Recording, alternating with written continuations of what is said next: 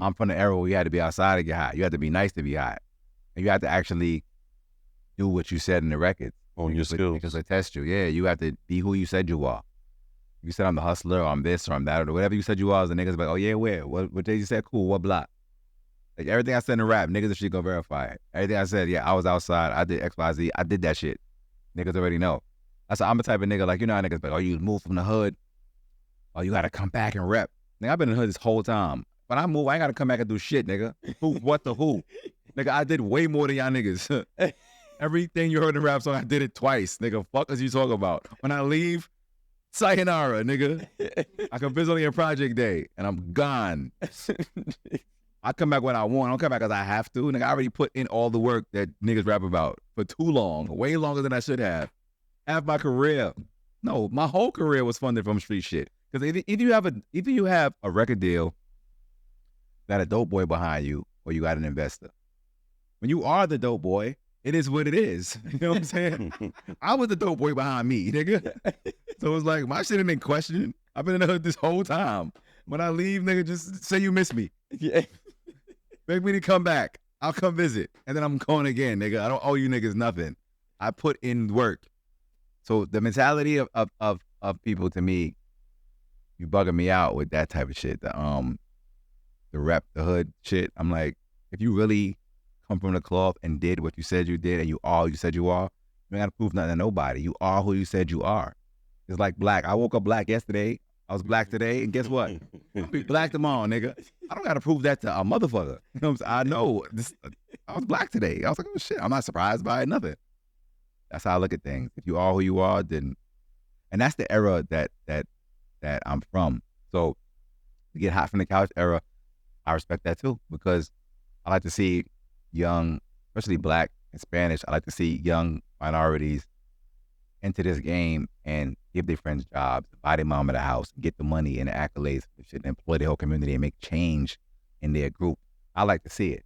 I love it. I'm a champion of that. Even if you're getting it from the raw music, even if your shit sucks, even if it's promoted in violence, whatever the fuck it is. If you bought your mom at that house and you employed your friends, I can't hate on that. I don't think we did the generation after disservice by living with or being who you said you were. I think the part that got lost in translation was people thinking that being a quote unquote real nigga means you gangsting in the street. No, that's where it got lost. You can be real and be yourself and just be who you are. You don't have to be a hustler. Whoever you are, just talk about that. That's cool as well. Be who you are. Don't try to live somebody else's life because it worked for them. Nobody's blueprint is gonna work for everybody. That worked for that man. That's his blessings. Don't watch his blessings. Don't misread what he did and try to imitate that. Be who you are and embrace that. Don't think that not being in the street is cool. The older I get, but like being in the street is fucking actually whack. You know what I'm saying? Like there's nothing cool going on outside. Mm-hmm. Niggas getting shot, die, they going to jail, and then they go to jail and they tell on everybody. There's nothing cool over in the street. I'd rather go home and watch Netflix, nigga. I don't want to be outside with you niggas. You know what I'm saying? So it's like being outside is not all it's cracked up to be. That's not what you have to be. If that's who you are, then that's who you are. Don't chase that because you heard it in a rap song. That's where the disillusion comes. And I hate that part. It's like, it looks cool. It looks like people look glorifying a lifestyle, but it's like, that's what you live, that's all you know. I don't think it's necessarily glorification sometimes. Some people are glorifying it, but sometimes you are rapping about what you know. Like if you listen to a Benny the Butcher rap or a Graph rap, certain shit sounds detailed because a nigga lived it. And you just, it's like you just. Like recollection. Yeah. And you're getting detail because that's the truth. Mm-hmm. And rap is based in truth. Sometimes you're just rapping about your reality. And it just sounds great. You know what I'm saying? That's my thing though. I feel like but I'm not defending it because some it is like a double-edged sword because it can mislead people that because it looks cool. It's like when niggas made the Crip Walk popular. What they don't know what they're doing, but it looks so cool. You know what I'm saying? But they don't know what that dance actually means. So my thing is my take. And I love it. I think it's beautiful. Right. Despite if it could be detrimental to the progression, despite if it is subconsciously promoting division or violence, whatever, it's genuine. I respect all genuine. I think my issue is that we've gave I don't say we, but people or whoever is the decision maker has gave passes to those and actually rewards and monetary financial rewards to those who are not genuine. Right. That's where I have to draw the line, right? Because like you could be a talented person in making this song, Right. but it's not who you are. I would never like you. Right. I don't, because like for me, when it comes to music, I gotta like you first. Me too. Then I gotta like your music. Right. I don't care how great your music is. Right. If I don't like you, I don't like your music. If I don't respect you, I don't respect your music. And this is me coming from a fan standpoint of music and artistic artists, right? So I think that we have these people and they not like us is a big thing because there's people who are literally pushing narratives and funding narratives that are not true and not genuine to that person, not genuine to these people. And I don't like it, me personally. I'm glad you brought that point up because that's part of why I said I don't give a fuck about or put all the weight on numbers and views because that's where that's derived from. They look at the numbers, they don't care about the integrity because if it sells, it sells. I've been in a meeting one time and I think the record was, I think it was Little Pump Gang. And I like that song, by the way. I'm not dissing him at all. I'm just telling you what happened in the room with execs. A man is a data analyst, and he was talking about the record and what it was doing, the numbers, like what it was generating. And the numbers were crazy, but nobody in the room heard the song. Somebody asked the execs in the room if they heard the song. They look at the numbers. Who the fuck if we heard the song? They laughed when they heard the song. They laughed at it like it was a joke. They heard the song. Yeah. For what? See the money. Look at the numbers. What do you mean hear the song? What the fuck? I ain't got time to listen to the music. They heard it. Yeah. Look at these numbers. I don't give a fuck what it sound like. Sign it. And that's really how they look at shit. So authenticity is not even a question. They didn't give a fuck. I remember, I'm not even going to say who because I'm not even going to blow this person up. Nah, I ain't going to say who. I ain't going to say who. Nah, let me tell you why. Because now I'm doing, I'll tell you why. I'm going to tell you why. Because now I'm doing business differently. And it's like, it'll affect my pocket trying to diss certain niggas. It will. You know how long I was blackball for in this motherfucker? I just got out the dirt. I just got dipped in holy water re-released. Fuck that. I'm chilling. Please let me get some money. Finally. Put me back in the dirt. I've been blackball for a decade. And I just came, I'm like the but it's crawling out like, save me. Fuck that. I say names when it applies to my truth, but this does, but I'm not gonna say his name because he's still on radio and he's still running shit. Nah, I don't want to smoke. But I did sit in a room with a PD, program director that was running a major station in this country, major one. And he said to me, it's gonna sound crazy, Graf, but and he's running the station. Right, he's making the calls of the station that keeps the station hot. It's gonna sound crazy, Graf. I don't give a fuck about the music. He said, I'm here to sell commercials.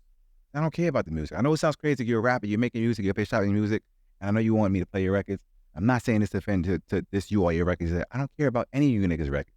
I don't care about the music. He's like, as a matter of fact, when we play the music, we have to pay our royalties.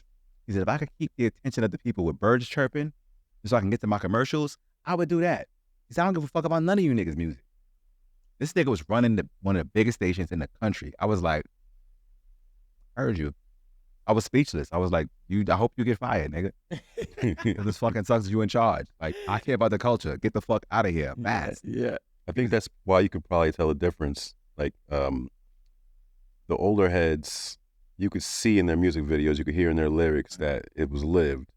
And now it's almost like a game who could rap the worst because... Who could rap the word? No, I'm serious. That's why I feel like you hear stuff and I'm just not a rapper, but you hear stuff and you're like, what are you talking about? There's no way that's even a story. You know, that doesn't make the hippopotamus can't jump. What? You know what I mean? So, but I feel like as a leader, a rap exec, like you also couldn't rap. So that's what you want to promote because that was actually that aligns with your character. So when you hear street shit, it's like I can't even align with that. So you keep pushing that person further and further down, further and further down. But then they all stick together. With music, right? Hip hop can never die because it's the voice of the youth culture. As long as kids are kids, they're gonna indulge in hip hop. It's gonna be another generation after that, another generation after that. It will just get more and more diluted in terms of lyrics, which sucks because the culture that comes, or the generation that comes next I was looking at the one before, and the one like before them, the one before them learned from a set of niggas that couldn't rap. So it just goes down and goes down and goes down. And I see it every day because I have a program that I put into these schools called music therapy. Yeah, I'm in a bunch of schools now in New York City, and one of them is in a prison actually right now. I'll tell you about that. But like I go into the schools myself with the laptop, the speakers, the microphone, the whole nine, and I educate these kids on hip hop and how to rap, song structure, financial literacy, how to create music. But it really is engulfed in making them better communicators and self-expression, so they can really get their feelings out. Because I feel like the truth comes out in the arts, and I want to give them the what music did for me was therapy. Like when I was young, my dad got murdered in front of me when I was, of course, I was living when I was 16 by my fucking neighbor. And I didn't know how to express that at all. So the music was therapy for me, right? So I wanted to give those kids the version of me that I wish I had when I was that age. When I come into a school and I see a kid that's standoffish or he's not talking much or he act thugged out or he's quiet, I know what he's going through because I was that kid. So I get it. And I get to bond with these kids in a real way and make this music and show them how to make music, show them how to express themselves in a real way. So two things happen while I'm doing this. One, they get their true, authentic feelings out and they say things that they never said in their life on songs or just in poetry or write it down, and they feel better about themselves and they become better communicators, and I'm watching them grow into better human beings, period. That's one. But two, when it comes to the actual music, all of them doing drill music. So spin the block, every op boy says, and of course, every op live. All ops live here. No, because it's 12 o'clock. You kill the op today? No, you didn't have breakfast yet. Yeah. You only had lunch, right? Let's rap about lunch then. Because I wonder how you feel. No op, every op live today. Like, yeah, no, I ain't kill the op today. Great. Let's talk about what you did today. And when I break down song structure and how the bars go, I realize they learned from rappers before them. The rappers before them didn't understand bar structure, song structure, none of that. So if you listen to drill, when I'm actually breaking it down, how to write it, nigga, like is a bar. Like, that's a whole bar, nigga. Yeah, that's crazy. Because they don't understand the song structure. You know what I'm trying to say? So, but if they did understand the song structure, they'd be able to use like in a more creative way because they will understand how to break the rules. They're just breaking the rules without understanding what the rules look like. Yeah.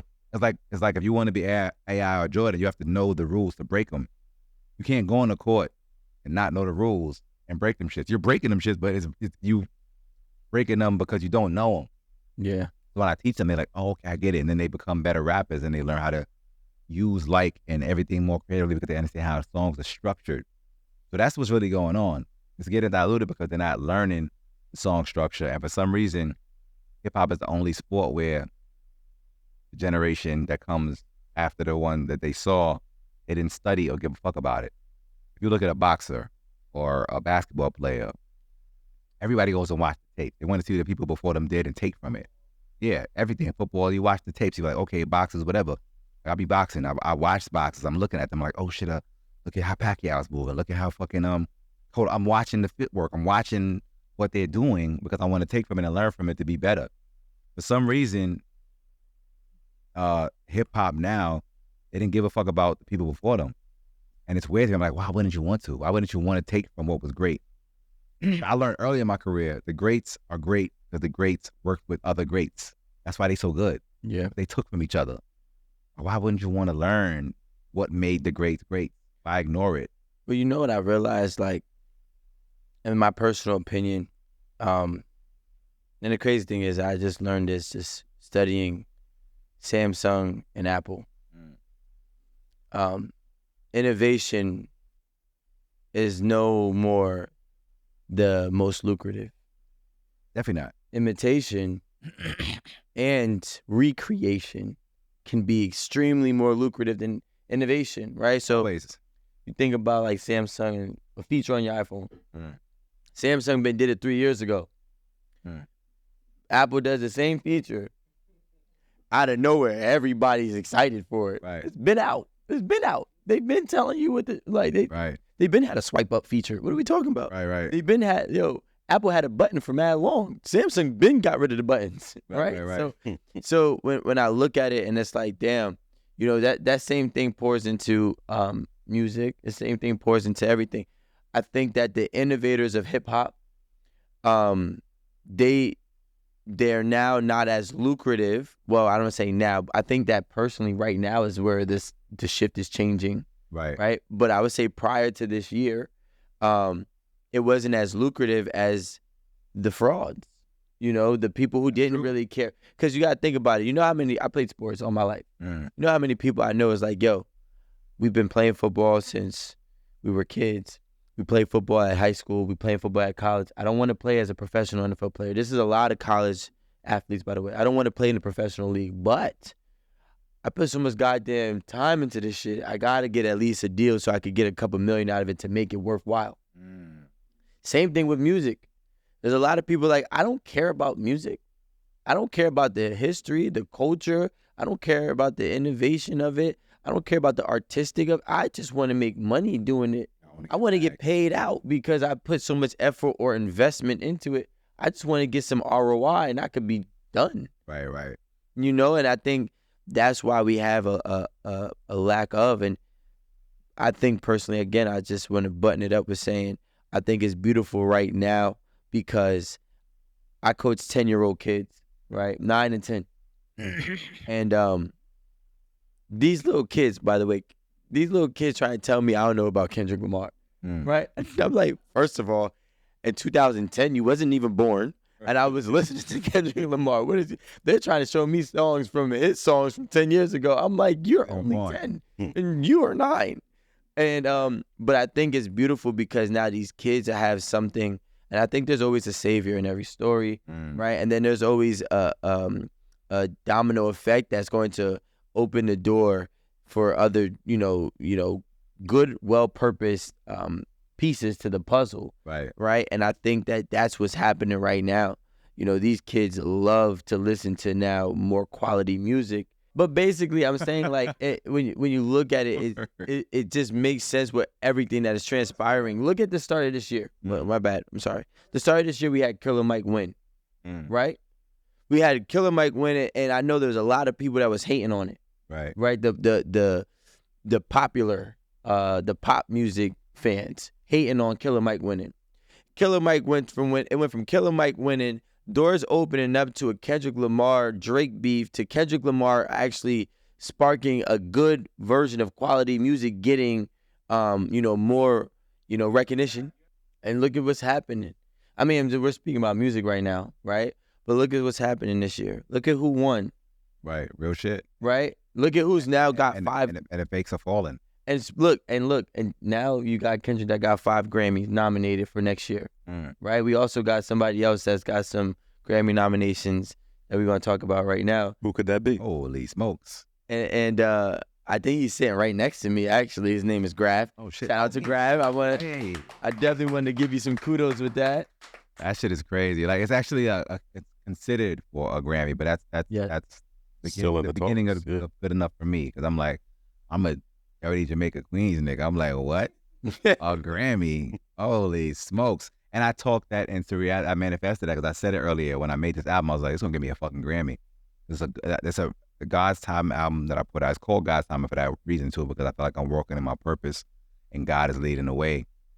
And I said, I think this shit going to get a nigga a Grammy. It's a really good, I think it's probably I don't know if it's my best album, but it's either one of the best ones or the best one. It's just well put together. But I'm like, damn, I bring a Grammy back to the hood. That's crazy. What? But it can actually happen. I'm like, yo, niggas is on the board. Like, we voting for you. We voting for you, Graf. I'm like, really? You should, but really? This shit feels crazy. Like, I'm like, wow, I get a Grammy? What? Hell yeah, I'm gonna act bougie. What the fuck you mean? Walking around the Grammy like a pet. Petting that shit. I'm from the hood, B. I came a long way through this music shit, bro. Like, this shit is crazy. I did not think I would. I mean, I knew I was going to get here one day because that's just the way my mind is. Like, you know, when you're in high school, you get voted for most likely to succeed or most this, most that. I was voted most likely to succeed. People were like, are you surprised you got that nomination? I'm like, no.